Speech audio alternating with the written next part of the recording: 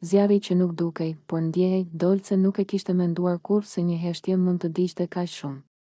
Dhoma ishte e mbushur me dritë të zbeth, ajo lloj drite që nuk vjen nga llambat, por nga momentet që janë gati të ndodhin. Limi ishte aty, jo shumë larg, jo shumë afër, mjaftueshëm sa prania e tij të ndiej në ajër, në frymëmarrje, në lëkurë. Ajo rrinte e qetë, por brenda saj gjithçka lëvizte. Çdo mendim i shpërndar, çdo ndjesi e përmbajtur, çdo pritje që ishte mbledhur prej ditësh, ndoshta prej javësh. Nuk ishte vetëm dëshirë. Ishte ajo ndjenja që lind kur dy njerëz e dinë se diçka do të ndodhë, por ende nuk e prekin. Limi e shikonte pa e ngulur shikimin.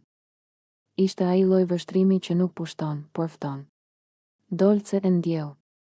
Ndjeu se po afrohej diçka e butë dhe e fortë njëkohësisht. Zemra i rrite ngadalë, por thellë, sikur po numëronte sekondat. Kur ai lëvizi, ishte pothuajse e padukshme. Një hap i vogël. Një afrim i lehtë. Asgjë dramatike. Por për të ishte si një valë që afrohej në breg, e qetë, por e pashmangshme. Ajo ngriti sytë dhe u takuan. Në atë çast, gjithçka tjetër humbi rëndësinë.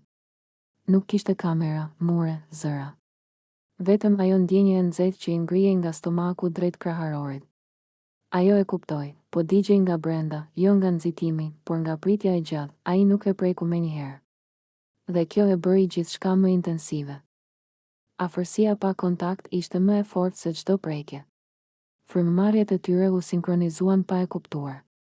Dolce ndjeu ajrin të rëndohej, sikur çdo molekul po mbante një sekret. Kur buzët e tij ju afruan, ajo nuk lëvizi. Nuk kishte frikë. Vetëm një dorëzim i heshtur. Puthja erdhi ngadalë, e kujdesshme, si një premtim që nuk do të thyej. Ishte e butë, por e mbushur me emocion të papërmbajtur. Dolce mbylli sytë instinktivisht. Në atë çast, bota u tkur në atë ndjesi, nuk ishte një puthje që kërkonte. Ishte një puthje që ndjente. Qëndroi aty, gjatë, e qetë, por e ngrohtë. Dolce ndjeu sikur po shkrije jo nga nxehtësia, por nga lehtësimi. Si të më në fund dikush po e shihte ashtu siç ishte. Kur puthja u thellua, nuk kishte ngudh. Ishte një ritëm i përbashkët, një gjuhë pa fjalë. Çdo sekondë zgjaste më shumë se zakonisht. Çdo ndarje e vogël mes buzëve sillte një dëshirë të qetë për t'u kthyer sërish aty. Dolce ndjeu një dridhje të lehtë në shpinë, jo nga prekja, por nga kuptimi.